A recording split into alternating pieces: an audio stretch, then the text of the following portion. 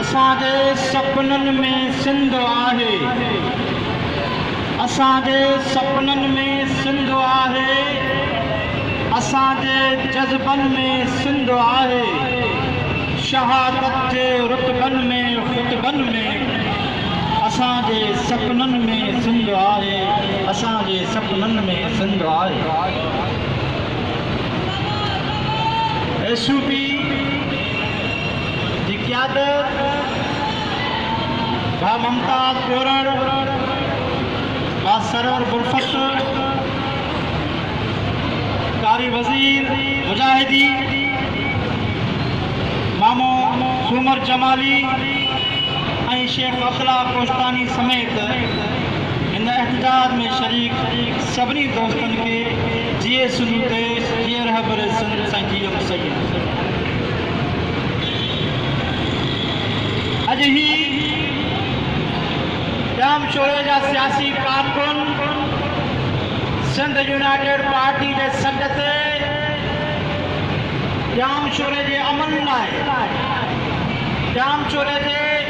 अमन लाइ रोडनि ते निकिता आहिनि ऐं ताहे रहिया आहिनि, एहतजाज करे रहिया आहिनि त जाम शोरे जो अमन बहाल करियो। शेख अब्दुल्ला कोस्तानी हिकु फ़क़ीर मंश इंसान आहे। ख़ल्क़ ख़िदमत में हुनजो अहम रोल ऐं किरदारु रहियो आहे। न रुगो जाम शोरो थाणो बुला खान, पर हिन जे समूरे नेकी जे कम खां सॼी सिंध वाक़ुफ़ आहे। त जाम शोरे जी ज़मीन ते, जाम शोरे जी धरतीअ ते इन क़िस्म जा माण्हू बि छोरा ऐं दहशतगर्दी ऐं बदमाशी जो शिकार थियनि त पोइ हिते केरु महफ़ूज़ रहंदो? असां सम्झूं था त इहो असांजो शक दुरुस्त आहे त इन कार्रवाई में जेको बि कार्रवाई जो तरीक़ेकार रहियो आहे, उन तरीक़ेकार में असीं इहो शक करे सघूं था त इन तरीक़ेकार वारदात में सियासी मुखालिफ़ मुलवस आहिनि ऐं सियासी मुखालिफ़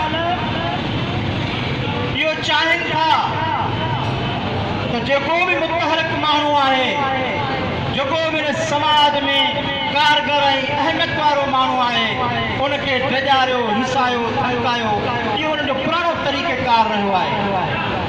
पर उनखे ॿुधाइण था चाहियूं त ही तौरु हाणे साॻियो न रहियो आहे जो तव्हां बदमाशियूं करे, लोफर पाले, धाड़ेल पाले त माण्हुनि खे हिसाईंदा, कमज़ोर कंदा। छाकाणि हाणे माण्हू बाशऊर थी चुको आहे। हू माण्हू पंहिंजे हिन अमन जो दिफ़ा करणु ॼाणे थो, पंहिंजे माण्हुनि जो दिफ़ा करणु ॼाणे थो, पंहिंजे शहरनि जो दिफ़ा करणु ॼाणे थो, पंहिंजे ॻोठनि जो दिफ़ा करणु ॼाणे थो। ऐं पुलिस जे अंदरि चवनि था शेख साहब नओं एसपी आयो आहे। काफ़ी दोस्त वञनि था सियासी समाजी। इहो बि हिकिड़ो ट्रेंड पइजी वियो आहे त जेको ऑफिसर अचे हुन सां सेल्फी कढाइणी, जंहिंजे करे हिन ऑफिसर जो दिमाग़ ख़राबु थी वियो आहे। बाबा उन्हनि जी जेकी ड्यूटी आहे, जेकी ज़िम्मेवारी आहे, अगरि हू ठीकु तरीक़े सां नथा निभाइनि त उन्हनि जो घेराव कंदासीं, उन सां सेल्फियूं न कढाईंदासीं, उन्हनि खे ॿुधाईंदासीं तव्हां पंहिंजी क़िस्मत में कोताही में खुटल आहियो, तव्हां सेल्फी जे लाइक़ु न आहियो, फोटोग्राफी जे लाइक़ु न आहियो। भाई शहर जो अमन बहाल कयो, तव्हांजी जेकी ज़िम्मेवारी आहे उहा ज़िम्मेवारी पूरी कयो। न त ॿी सूरत में ही शहरी माण्हू तव्हांजो आजारो कोन ॾींदा, ही शहरी माण्हू तव्हां सां फोटो कोन कढाईंदा, ही शहरी माण्हू तव्हांजे ऑफिसनि जे अॻियां एहतजाज करे तव्हांखे पंहिंजी ज़िम्मेवारी यादि ॾियाराईंदा। तॾहिं वरी तव्हांजो ऑफिसर पंहिंजी ज़िम्मेवारी पूरी कंदो। न त हिते इन कल्चर जे करे, इन फोटो कल्चर जे करे हितां जो ऑफिसर, हितां जो कामोरो पंहिंजी ज़िम्मेवारी विसारे चुको आहे।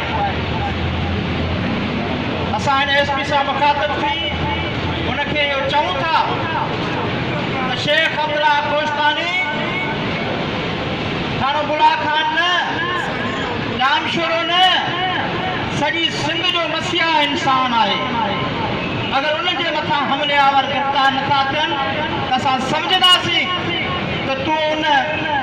सियासी धुर जो माण्हू आहिनि जेका सियासी तौर ते सदाई बदमाशी धारा ऐं दहशतगर्दी कल्चर कंदी रही आहे। छाकाणि त असां हिन सोसाइटी हिन समाज जा सियासी कारकुन आहियूं। असांखे ख़बर आहे त हिते केरु चोर आहे, साध आहे, बदमाश आहे, कहिड़े वॾे जी कहिड़ी नेचर आहे, आदत आहे। इहे समूरा असां सियासी कारकुन वाक़ुफ़ आहियूं ऐं असीं बाशऊर बि आहियूं, असीं बहादुर बि आहियूं। असां कंहिं बि ताक़त खां विझण वारा न आहियूं। अगरि शेख अब्दुल्ला कोस्तानी मथां हमलेवार गिरफ़्तार न थिया त ईंदड़ ऐलान GS उनको भी माहौल पारां SP डामचोर जो घेराव